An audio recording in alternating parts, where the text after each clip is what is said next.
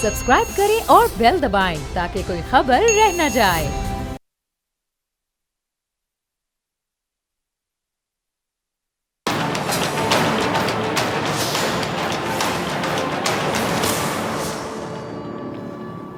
अस्सलाम news channel का मैं हूं डॉक्टर फ़िज़ा अकबर खान और मैं हूं पाकिस्तान, और आप देख रहे हैं पाकिस्तान के सबसे बड़े न्यूज़ चैनल का नंबर 1 प्रोग्राम ऐसे नहीं चलेगा।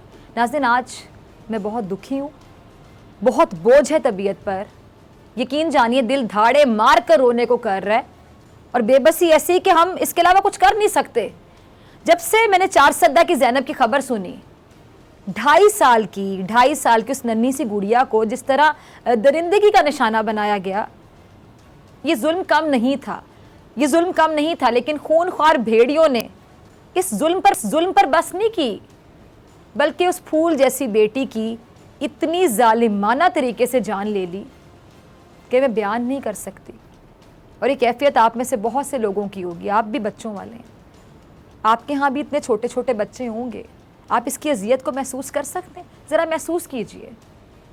इसको महसूस करके इस तसव्वुर से लिटरली आपकी रूह कांप जाएगी कि नन्ही कली, ये जब सब कुछ हो रहा था, किस तकलीफ़ से, किस अजियत से, किस कर्ब से गुजरी होगी। किसको मदद के लिए पुकारा होगा इस नन्ही सी कली ने? किसको पुकारा होगा? इसे तो अल्लाह रसूल के वास्ते देने का भी नहीं पता होगा। इल्तिजा कैसे करते हैं, रहम की भीख कैसे मांगते हैं, नहीं पता होगा उसको। मैं यकीन से कहती हूँ, ये बयान नहीं हो सकता अल्फाज में। ये कैसी अजियत है, एक ऐसी तकलीफ़ है जिसको हम महसूस कर सकते हैं, अल्फाज में बयान नहीं कर सकते। हो ही नहीं सकता, बयान हो ही नहीं सकता। जुल्म के इन लम्हात को एटलीस्ट मैं बयान नहीं कर सकती। मैं कितने भी बड़े अल्फाज बोल लूँ, मैं अल्फाज में नहीं ढाल सकती अपने जज्बात को। अल्फाज साथ नहीं दे सकते, जज्बात और ज़बान कोई साथ नहीं दे सकता मेरा। लेकिन सच ये है कि इस नन्ही परी की खूबसूरत आँखों में सवाल बहुत होंगे, बहुत सवाल होंगे। सबसे बड़ा सवाल कि मेरा कसूर क्या है, क्या किया था मैंने कि मेरे साथ ये सब कुछ हो रहा है। और इन सवालों के जवाब दे सिर्फ हुक्मरान नहीं है, माशरा भी है, मैं भी हूँ, आप भी हैं, हम सब हैं। हम सब जवाब दें कि इस अंधेर नगरी के आगे बंद बांधने और ये फूल जैसे बच्चों को महफूज बनाने के लिए हम सब का क्या किरदार है। हम सब क्या कर रहे हैं, कुछ कर भी रहे हैं या नहीं कर रहे। हम अल्फाज से कह देते हैं कि हमें बहुत तकलीफ़ हुई, ये वाक़या पेश आया, ये बहुत दर्दनाक वाक़या था, बहुत अफसोस हुआ, शदीद अल्फाज में मैं मज़म्मत करता हूँ, मैं मज़म्मत करती हूँ। जिसका चला गया बच्चा और इतनी तकलीफ़, इतने कर्ब, इतनी अजियत से गुजर के चला गया, आपके अल्फाज काफ़ी हैं उसके लिए? उस तकलीफ़ को कम नहीं कर सकते आपके मेरे अल्फाज। हमें प्रैक्टिकली कुछ करना है। मुझे आज साहिर लुधियानवी साहब याद आए, जो ऐसी दरिंदगी पर क्या खूब चोट कर गए। सुनिए ज़रा क्या लिखते हैं वो। कितनी सदियों से ये वहशत का चलन जारी है, कितनी सदियों से ये वहशत का चलन जारी है, कितनी सदियों से है कायम ये गुनाहों का रिवाज। लोग औरत की हर एक चीख को नगमा समझे, लोग औरत की हर एक चीख को नगमा समझे। वो कबीलों का ज़माना हो कि शहरों का रिवाज। हम जो इंसानों की तहजीब लिए फिरते हैं, हम जो इंसानों की तहजीब लिए फिरते हैं, हम सा वहशी कोई जंगल के दरिंदों में नहीं।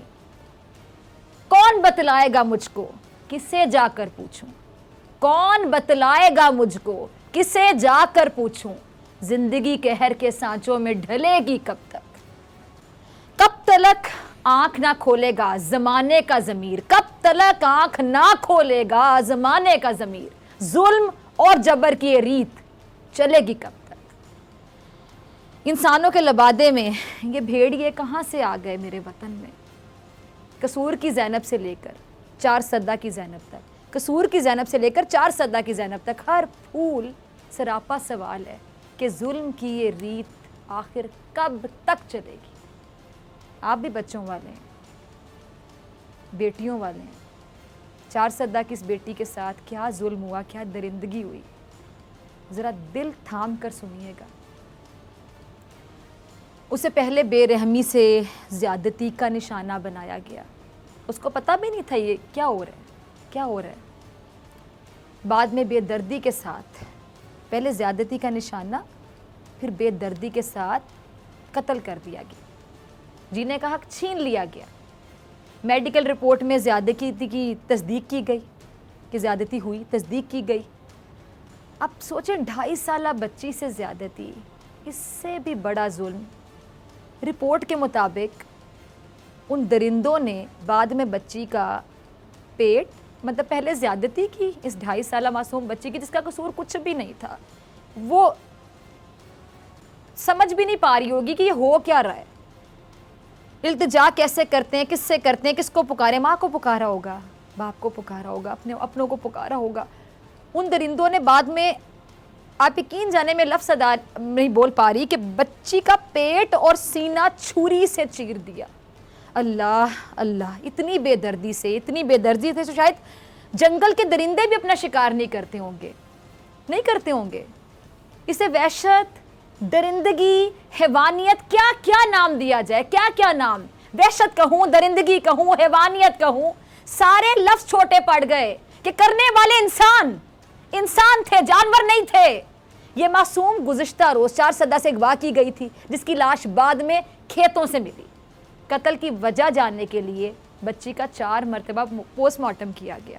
اور افسوسناک بات یہ کہ ابھی 4 سدہ کی ننھی پری کی خبر کی گونج ختم نہیں ہوئی تھی کہ خانپور اور اسلام آباد سے بھی بچوں کے ساتھ جنسی درندگی اور پھر قتل کی خبریں آ گئیں. یعنی ایک دن میں 3 خوفناک واقعات. روح کانپ جاتی. 3 خوفناک واقعات ایک دن میں. حیران ہوں دل کو روں کہ پیٹوں جگر کو. حیران ہوں دل کو روں کہ پیٹوں جگر کو. میں سمجھ نہیں آ رہی کہ معاشرے کو آخر ہو کیا گیا ہے. ہر شخص درندہ بن گیا اور شکار کی تلاش میں. یعنی ابھی انسان، خود کو انسان کہلوانے والے اشرف المخلوقات کہا جاتا ہے انسان کو. یہ انسان درندوں سے بھی بدتر ہیں. یہ درندے بنے بیٹھے ہیں اور شکار کی تلاش میں رہتے ہیں، معصوموں کے شکار کی تلاش میں رہتے ہیں کہ کہیں کوئی شکار آ جائے اس کو جھپٹ کر. یہ ہم کس سمت چل پڑے ہیں، کس ڈائریکشن میں جا رہے ہیں، کس سمت کی طرف جا رہا ہے معاشرہ. ملک میں بڑھتے جو ریپ کے واقعات ہیں، باحیثیت قوم ہم سب کے لیے لمحہ فکری ہیں. ہمارے ارد گرد، ہمارے بچوں کے ارد گرد ایسے بھیڑیے ہوں گے، نہ جانے کون سا بھیڑیا کب کسی معصوم کا شکار کر لے. یہ تو تلاش میں پھرتے ہیں شکار کی. اب خاص طور پہ حکمرانوں کے لیے یہ لمحہ فکری ہے کہ عوام کی جان، مال، عزت و آبرو کو محفوظ بنانا سب سے زیادہ حکمرانوں کی ہی ذمہ داری ہے، رسپانسبلٹی ہے. یہ معاشرے میں جو بیرا روی کے طوفان ہے، اس کو روکنا بھی انہی کی ذمہ داری ہے. یہ جو درندگی کرتے ہیں، اب ذرا سوچیے، جو درندگی کرتے ہیں یہ بھی کسی کے باپ ہوتے ہیں نا، کسی کے بیٹے ہوتے ہیں، کسی کے بھائی ہوتے ہیں. مطلب ان میں سے بھی کسی کی بیٹی ہوگی جس کا باپ ہوگا، کسی کے بیٹے ہوں گے، یعنی کسی ماں نے ان کو جنم دیا نا، وہ بھی ایک عورت ہے. کسی کے بھائی ہوں گے، یعنی ان کے گھر میں بھی کوئی بہن ہوگی. ان کی تربیت میں رہ جانے والی کمی ہی شاید انہیں درندہ بنا دیتی ہے. اور یہ ذمہ داری والدین کی ہے، جواب بھی انہیں دینا ہے. اور دوسرا، مجرموں کو پکڑ کر نشان عبرت بنانا محافظوں کی، پولیس کی اولین ذمہ داری میں شامل ہونا چاہیے. اور ستم یہ ہے کہ ہم سب اپنی اپنی ذمہ داریاں درست طریقے سے ادا نہیں کرتے، تبھی تو یہ ہو رہا ہے، تبھی تو یہ واقعات ہو رہے ہیں. ہم سب میں کمی ہے کہ ہم اپنی ذمہ داریاں نہیں ادا کر پا رہے، اسی لیے واقعات ہوتے چلے جا رہے ہیں، رکنے کا نام نہیں لے رہے. قصور کی زینب کے والد نے واقعے کے بعد، آپ کو یاد ہے نا، ذمہ داروں کے شرمناک رویے کا پردہ کیسے چاک کیا تھا. یعنی پہلے کسی کی بیٹی کے ساتھ یہ ظلم ہو جائے، پھر ماں باپ کے ساتھ اس طرح کے رویے. دیکھیے ذرا کیا کہتے تھے، کیا یہ باپ، بے بس باپ کیسے کہتا رہا اپنے دل کی بات. سنیے. اس کو کہتے ہیں باقاعدہ سسٹم کا، نظام کا نوحہ پڑھنا، جو زینب کے والد نے پڑھ کر سنایا. قصور کی زینب پر جو بیتی سو بیتی، لیکن ان کے گھر والوں پر بعد میں جو قیامت ٹوٹی، وہ بھی ظلم کی ایک الگ ہی داستان ہے. عوام کی جان، مال کے محافظ ان کے ساتھ تعاون کی بجائے انہیں تنگ کرتے رہے. بات میڈیا پر ہائی لائٹ ہوئی، حکمرانوں نے نوٹس لیا تو زینب کے قاتل کو کیفر کردار تک پہنچانے کی صورت بنی. لیکن انصاف کے حصول میں زینب کے خاندان پر جو گزری وہ داستان یہاں بیان ہو رہی ہے۔ زینب کے والد کیا نام ہے، امین انصاری صاحب، پولیس کی غیر سنجیدگی کا قصہ بتا رہے ہیں کہ پولیس ان کے گھر تفتیش سے زیادہ کھانے پینے کے لیے چکر لگاتی رہی۔ کن الفاظ کا میں استعمال کروں ایسے پولیس والوں کے لیے، کن الفاظ کا استعمال کروں؟ اب ایسے رویوں کی وجہ سے ریپ کے بہت سے کیسز رپورٹ ہی نہیں ہوتے۔ آپ کو پتہ ہے، یہ تو کچھ واقعات ہیں ہمارے سامنے آ جاتے ہیں، بہت کیسز رپورٹ ہی نہیں ہوتے۔ ان کو پتہ ہے کہ ہمارے بچے کے ساتھ تو ظلم ہو گیا، اب آگے ہم جس بے بسی سے گزریں گے، جس کیفیت سے گزریں گے، ہمت ہی نہیں ہوتی لوگوں کی، کیونکہ مجرم تو پکڑے نہیں جاتے، اور جو ورثاء ہیں وہ تفتیش کے نام پر خوب تنگ ہوتے ہیں، بیچارے ذلیل ہوتے ہیں، خوار ہوتے ہیں۔ کبھی بے تک کے سوالات پوچھے سے، کبھی غیر اخلاقی رویوں سے ان کو پریشان کیا جاتا ہے، اور کبھی سیاسی رہنماؤں کی حرکتوں سے۔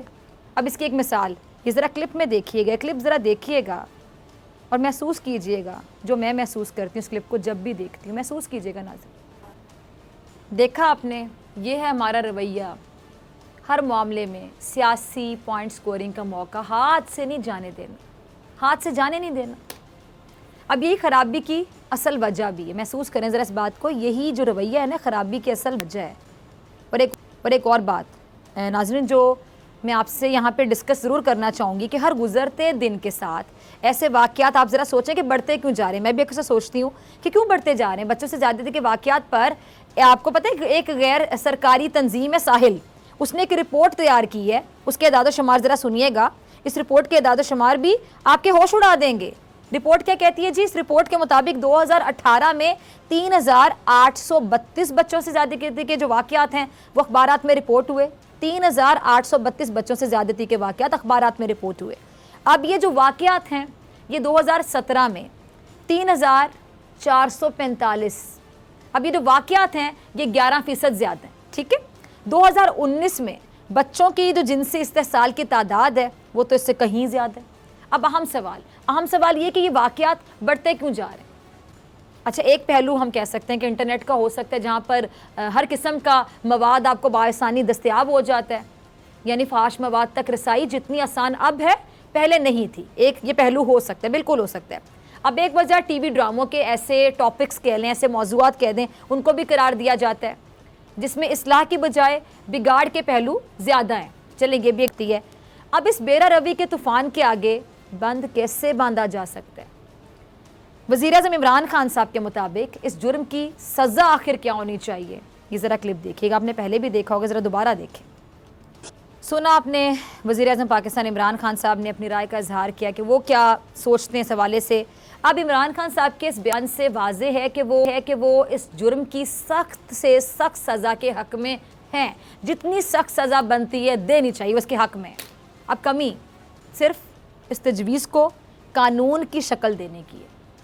اب دیکھیے جو کار خیر ہے تحریک انصاف کی حکومت کے دور میں انجام پاتا ہے یا پھر نہیں پاتا۔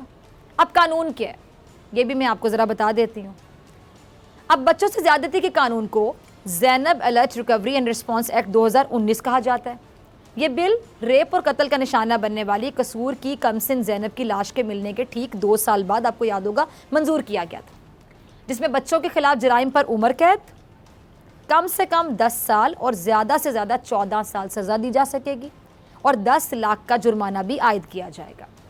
اب آپ نے غور کیا سزائے موت کا کوئی ذکر نہیں ہے، سزائے موت کا کوئی ذکر نہیں ہے، کیونکہ سزائے موت دینے پر یعنی ان بچوں کے ساتھ درندگی کی گئی، حیوانیت، مطلب انسان تو کہنے کو دل ہی نہیں چاہتا نا ایسے لوگوں کو، لیکن ان کے لیے سزائے موت کا کوئی ذکر نہیں ہے، کیونکہ سزائے موت دینے پر ہمارے قانون سازوں کو بہت اعتراضات ہیں، اور خود تحریک انصاف کے وزیر، کچھ وزیر ہیں جو اس کی مخالفین ہیں، یعنی شامل ہیں اس میں، جو کہتے ہیں کہ سزائے موت تو ہونی ہی نہیں چاہیے، ان درندوں کو سزائے موت نہیں ہونی چاہیے۔ ذرا چلائے گا کلپ ٹیم۔ اب آپ نے سنا صرف فواد چودھری صاحب نہیں بلکہ انسانی حقوق کی جو وزیر ہیں شری مزاری صاحبہ، وہ بھی سر عام پھانسی کی سخت مخالف ہیں۔ اب مجھے سمجھ نہیں آ رہی ناظرین، آپ میرے الفاظ کو سیکنڈ کریں گے، آپ کی بھی یہ رائے ہوگی نا، ظاہری بات ہے، مجھے سمجھ نہیں آ رہی کہ مقتول اور ظلم کا نشانہ بننے والوں کے لیے صرف تعزیت کے 2 بول کیوں؟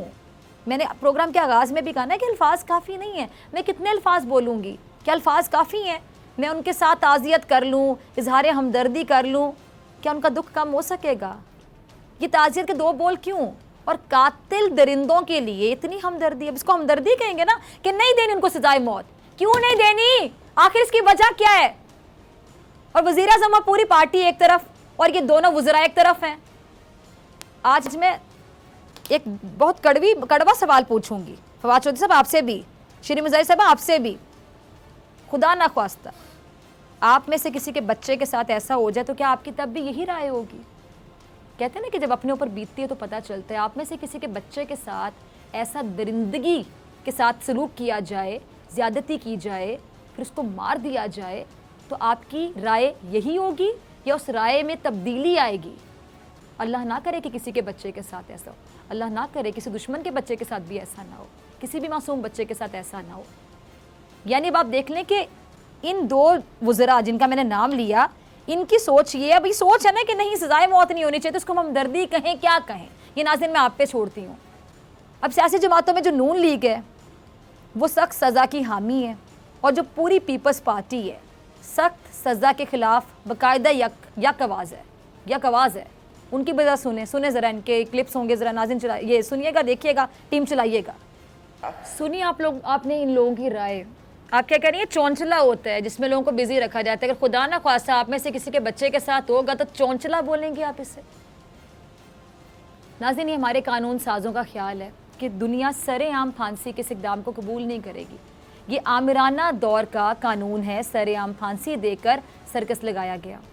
لیکن میرا چھوٹا سا سوال اب یہاں پر یہ ہے کہ مجرم سے, قاتل سے, درندگی کرنے والے سے, حیوانیت کرنے والے سے آپ کو اتنی محبت, اتنی ہمدردی آخر کیوں ہے؟ انسانوں والا تو کوئی قانون اس پہ امپلیمنٹ ہونا ہی نہیں نا چاہیے, کیونکہ اس واقعے کو کرنے کے بعد وہ انسان کیٹیگری سے تو باہر آ گیا. اب انسان تو وہ ہے نہیں, اب تو وہ حیوان ہے, حیوان سے بھی بدتر ہے, وہ وحشی ہے وہ. تو پھر انسانوں کے لیے جو قانون ہے اس بندے کو تو انسان کی کیٹیگری سے پہلے اب باہر رکھ دینا, پھر سوچیں کہ اب اس درندے کے لیے کیا قانون ہونا چاہیے, اس درندے کے لیے قانون کیا کہتا ہے. انسان وہ نہیں رہا جس نے کیا. یہ چھوٹا سا پوائنٹ سمجھنے کی کوشش کیجئے. کوئی انسان یہ نہیں کر سکتا, وہ درندہ ہے, وہ وحشی ہے, وہ جانور سے بدتر ہے. اب قانون کیا کہتا ہے کہ ایسے جانور کے ساتھ, درندے کے ساتھ, وحشی کے ساتھ جو پیدا انسان ہوا, انسان کے گھر ہوا, انسان پیدا ہوا, لیکن کسی درندے سے, وحشی سے بدتر ثابت ہوا, اس کے بارے میں قانون کیا کہتا ہے؟ اب یہ سلسلہ ختم ہونا چاہیے. کتنے لوگ اپنے بچوں کی قربانیاں دیں گے؟ اب ایسا قانون بننا چاہیے جو سلسلے کو روک سکے, کیونکہ ظلم بہت ہو گیا, اب ایسے نہیں چلے گا. ملتے ہیں بریک کے بعد, اور اسی ٹاپک پر ڈسکشن کے لیے میرے ساتھ موجود ہوں گے ریاض فتیانہ صاحب اور علامہ کوکب نورانی اکاڑوی صاحب. بریک کے بعد.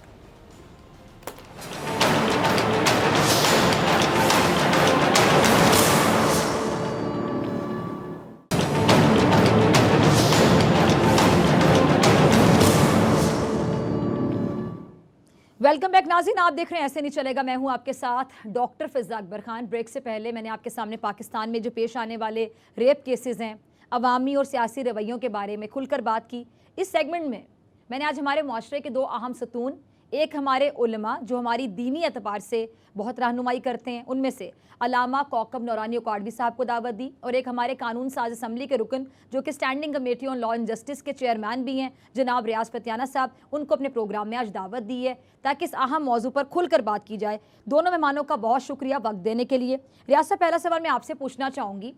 سب سے پہلے آپ سے میں یہ جاننا چاہوں گی کہ وزیر اعظم صاحب نے جو ریپ کیسز میں ملوث مجرمان ہیں ان کو نامرد بنانے کی جو بات کی تھی, اس پر کوئی قانون سازی کا عمل شروع ہو سکا ہے؟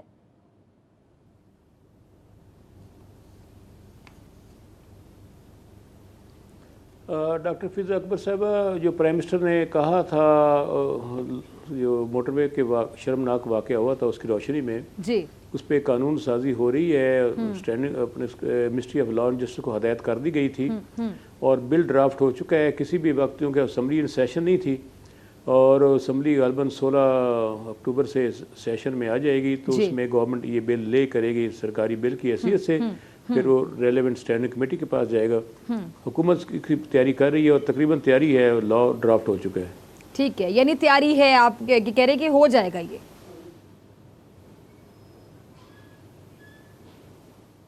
جی ہو جائے گا. ٹھیک ہے جی. علامہ صاحب آپ کی طرف آنا چاہوں گی. علامہ صاحب ہمارے معاشرے میں جو بگاڑ پیدا ہو گیا ہے اور اتنے واقعات بڑھتے چلے جا رہے ہیں, نوجوان بھی گمراہ ہو گئے ہیں, کیا ایسی کوئی مہم نہیں چلائی جا سکتی جس میں علماء اکرام اپنا ایک کردار ادا کر سکیں, جس کے ذریعے اس موضوع پر نوجوانوں کی تربیت کی جا سکے تاکہ اس طرح کے واقعات میں کسی حد تک کمی آ سکے, بلکہ مطلب کمی کیا, یہ رک جانے چاہیے واقعات. بسم اللہ والحمد للہ والصلاة والسلام علی رسول اللہ.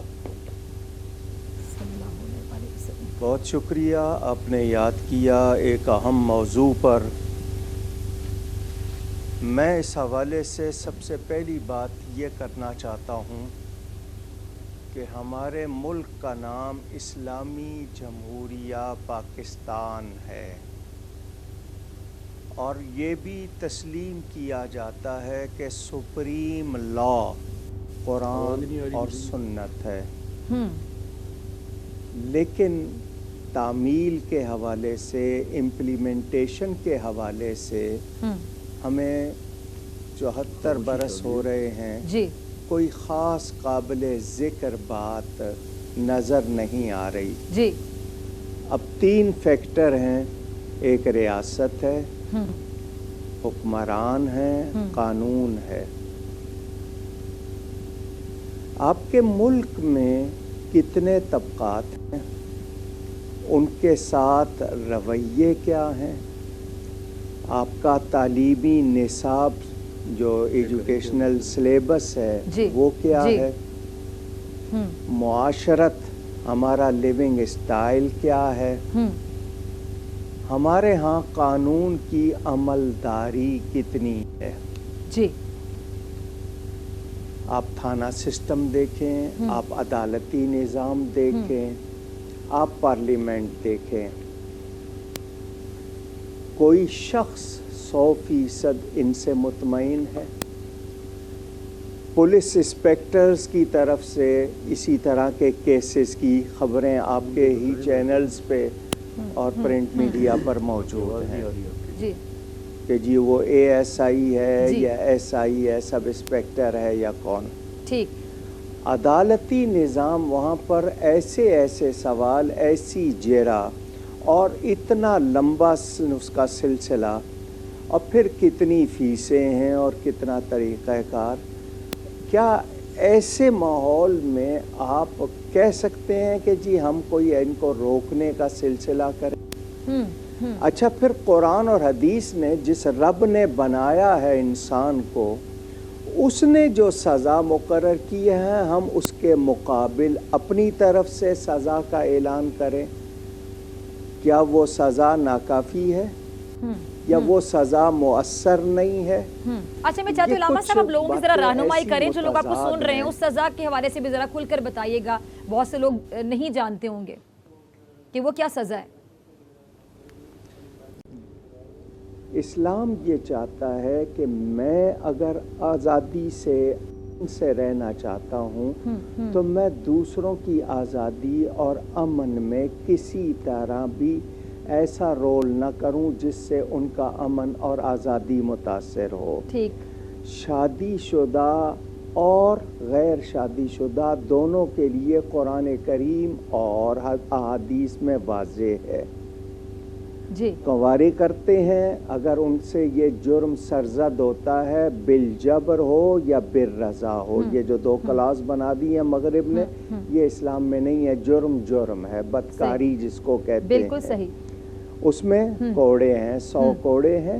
اور شادی شدہ کرتے ہیں تو ان کو سنگسار, جس کو رجم کہا جاتا ہے.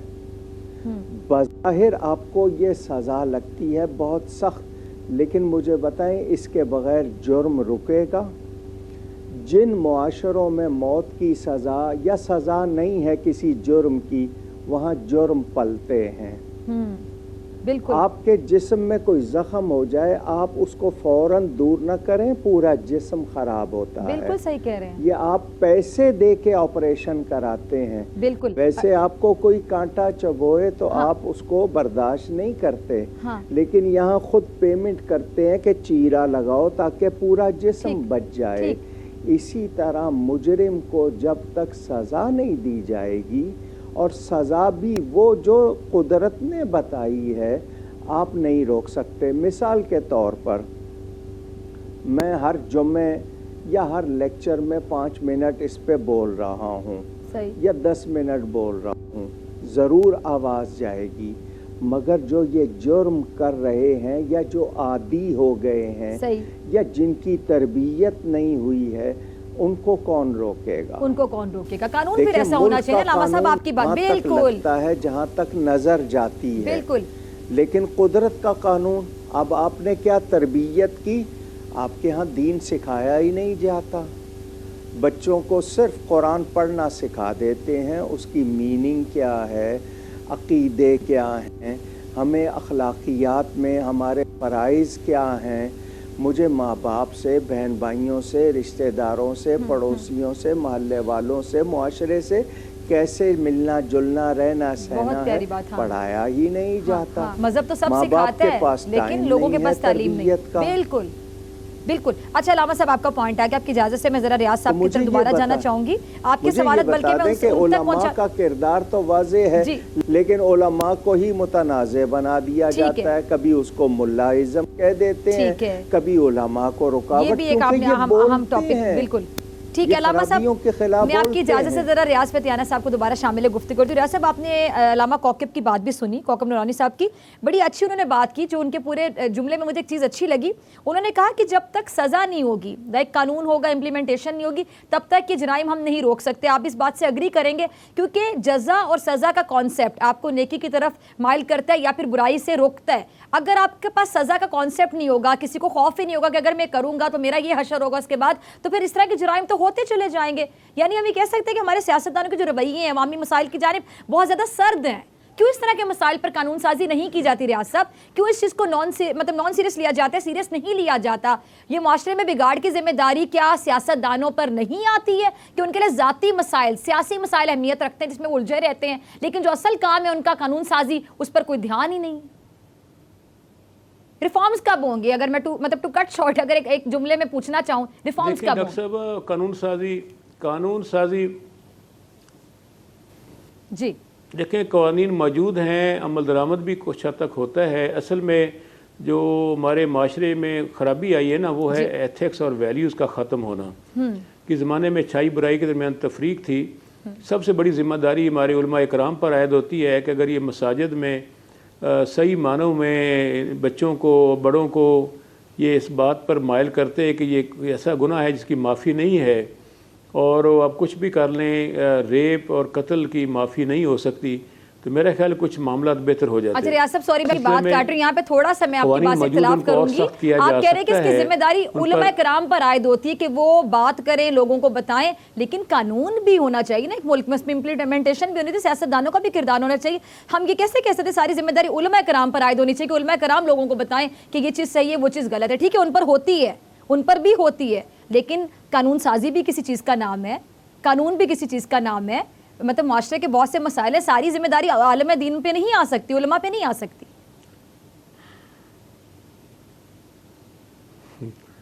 اور ڈاکٹر صاحب، قانون تو موجود ہے نا، پڑھنے کی کوشش کریں، قانون موجود ہے۔ میں تو یہ تو پوچھ رہی ہوں، پھر موجود ہے پھر بھی عمل نہ ہو سکے، پھر بھی اس طرح کے مسائل بڑھتے چلے جائیں، پھر بھی جرائم بڑھتے چلے جائیں، سر یہ تو زیادہ دکھ کی بات ہوگی نا کہ قانون بھی موجود ہے پھر بھی جرم کرتے ہوئے کوئی کامتا نہیں ہے۔ دیکھیں، میں کروں معاشرہ پورا انحطاط پذیر ہے، ذہنی۔ اچھا، اس کی آپ کو وجہ کیا نظر؟ چلے ہم آگے چلتے ہیں ریاض صاحب، میں آپ کی بات چلے سمجھ گئی، بالکل صحیح کہہ رہے ہیں، خرابی ہے۔ تعلیمات سے درست کرنا چاہیے۔ اچھا، پھر اس کی وجہ کیا، بیسک وجہ کیا، یہ جو خرابی ہے اس کی وجہ کیا، اس کا قصوروار کون ہے آپ کی نظر میں؟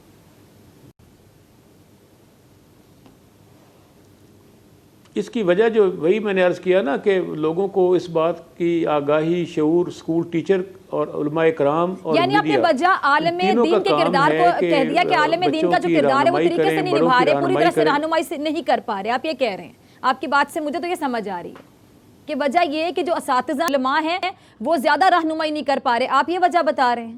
کو اپنا فرض ادا کرنا چاہیے۔ جی یہ میں نے عرض کیا نا، سیاستدان کا کام ہے اسمبلی میں پہنچ کے قانون بنانا. اب اس کی آگاہی پیدا کرنا, لوگوں میں شعور پیدا کرنا, جرم سے نفرت پیدا کرنا, ایسے کبھی جرائم کے بارے میں بتانا کہ چلیں ریاض صاحب آپ کا پوائنٹ آ گیا, میں آپ کی طرف دوبارہ آتی ہوں. ٹیچر اور ٹھیک ہے آپ کا پوائنٹ بڑا کلیئرلی آ گیا. ٹھیک ہے, میڈیا کو بھی رول ادا, یعنی پہلے اساتذہ اور علماء کہتے ہیں میڈیا کا بھی ایک رول ہے, نو ڈاؤٹ ان تینوں کا رول ہے. اچھا جی علامہ صاحب آپ نے پوائنٹ سنا ریاض پٹیانہ صاحب کا, وہ کہہ رہے ہیں کہ جن کا موقف یہ ہے کہ یہ جو مسائل ہو رہے ہیں قانون بھی ہے, اس پہ امپلیمنٹیشن بھی ہے, سیاستدانوں کا کردار ہوگا, لیکن انہوں نے کہا ذمہ داری جو ہے وہ عالم دین کی, علماء کی ہے کہ وہ رہنمائی ٹھیک سے کریں. آپ اگری کرتے ہیں اس پوائنٹ سے کہ زیادہ ذمہ داری آپ لوگوں کی ہے, آپ لوگوں کی وجہ سے یہ جرائم بڑھ رہے ہیں کہ آپ لوگ رہنمائی نہیں کر پا رہے صحیح طرح سے؟ جی, جن کو علماء کہتے ہیں وہ آج سے نہیں, کیونکہ وہ حکومت سے پہلے قرآن اور سنت کے پابند ہیں, اور کب نہیں یہ بیان کرتے. وہ کچھ کا انداز تیکھا ہوگا, کچھ نرم بولتے ہوں گے, لیکن بول رہے ہیں. میرا مطالبہ میں ریاض فتیانہ صاحب سے کہنا چاہوں گا کہ علماء سے پہلے ذمہ داری ماں باپ کی ہے, اور سیاستدان جو پارلیمنٹ میں بیٹھے ہیں ان کے کتنے واقعات روز اسکینڈل بن کے آ رہے ہیں. کس پر سزا ہوئی ہے, کس پر پکڑ ہوئی ہے. اگر بچیوں کے ساتھ یا بچوں کے ساتھ زیادتی ہو رہی ہے تو سزا کہاں ہو رہی ہے. کراچی میں مجرم پکڑا گیا, قائد اعظم کے مزار کے حوالے سے مجرم بتائے گئے, وہ جو قبروں میں مردہ عورتوں کے ساتھ جرم کرتا تھا اس کو کون سی سزا ہوئی ہے ابھی تک؟ بالکل. تو ان کا یہ کہ قانون جو بنائے ہوئے ہیں, بنانے والے جب خود عمل نہیں کریں گے. اچھا جی, ڈرامے, ناول, افسانے آپ کے اسکول کے ماحول میں مجھے بتائیں کون سے اسکول میں اخلاقیات سکھائی جا رہی ہے؟ ٹھیک. تو ہم ایک من حیث القوم پورا معاشرہ اس وقت جس ہم تکلیف میں ہیں, ہمیں اس کے حل کے لیے سنجیدہ ہونا ہوگا. ٹھیک ہے. میں اپنی آئیڈینٹی جب مسلمان بتاتا ہوں تو میں قرآن حدیث کا پابند ہوں. میں قرآن حدیث کے مقابل قوانین نہ بناؤں, بلکہ ان قوانین کو نافذ کروں اور اس میں کوئی تخصیص نہ ہو. یہ سیاستدان ہے, یہ وزیر ہے, یہ فلاں ہے, نہیں. آپس کے اداروں کے پیٹی بھائی ایک دوسرے کو بچا لیں گے. سائیوال میں سڑک پر حادثہ ہوا تھا, کیا ہوا؟ ٹھیک ہے. آپ کے ہاں بتایا جاتا ہے کہ شراب اور شہد میں فرق جب خود ایک جج نہیں کر پا رہا, تو ہم کیا میسج دے رہے ہیں؟ ٹھیک ہے جی, چلیں جی, ٹھیک ہے جی, بہت شکریہ, بہت شکریہ. دونوں جی بریک پہ جانے, بریک سے آنے کے بعد ملاقات ہوگی.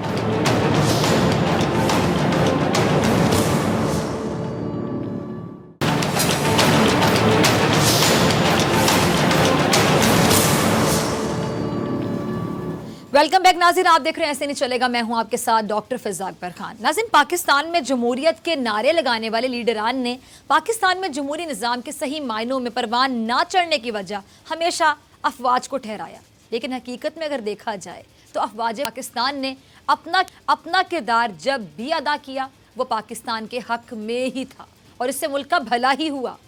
اچھا, آپ لوگ یہ مت سمجھیے گا کہ میں آمریت کو صحیح کہہ رہی ہوں, لیکن میں یہ ضرور کہوں گی کہ سیاستدانوں نے آپسی لڑائی اور اقتدار کی ہوس میں ایسے اقدامات سے بالکل گریز نہیں کیا جو ملک کے لیے بہتر نہیں بلکہ زہر قاتل تھے.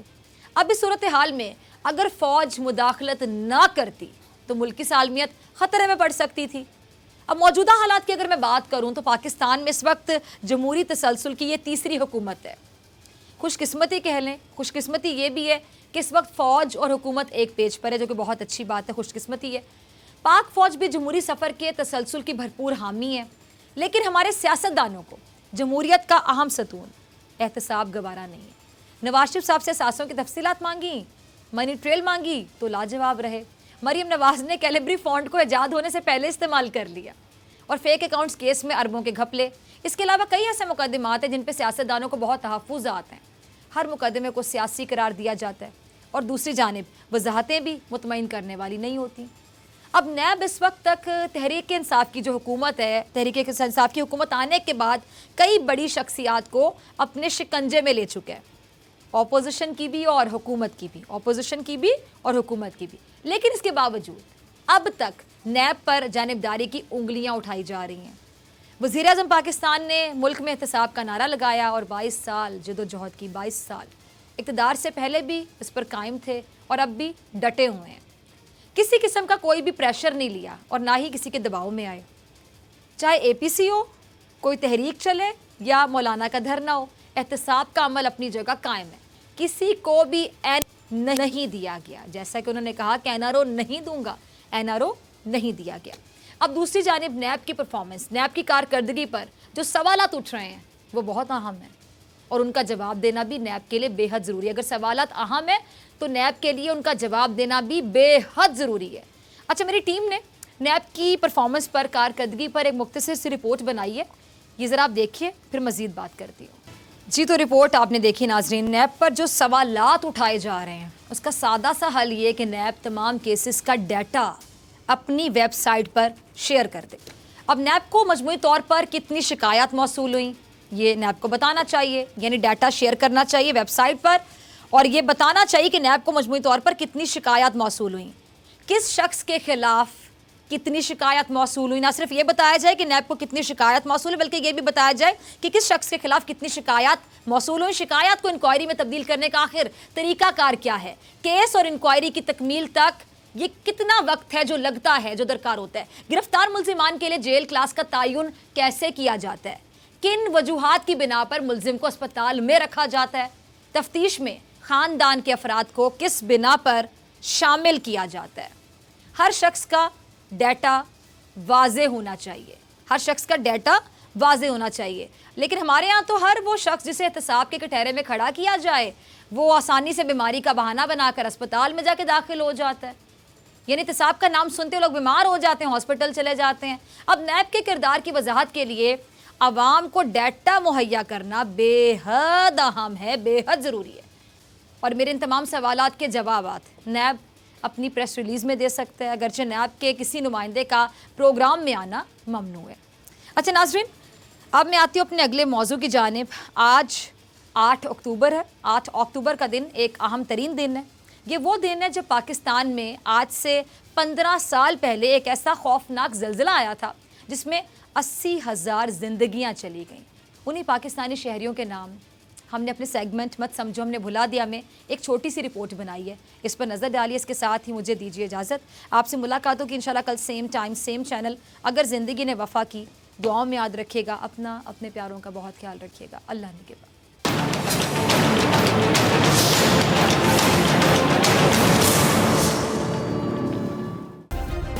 سبسکرائب کریں اور بیل دبائیں تاکہ کوئی خبر رہ نہ جائے.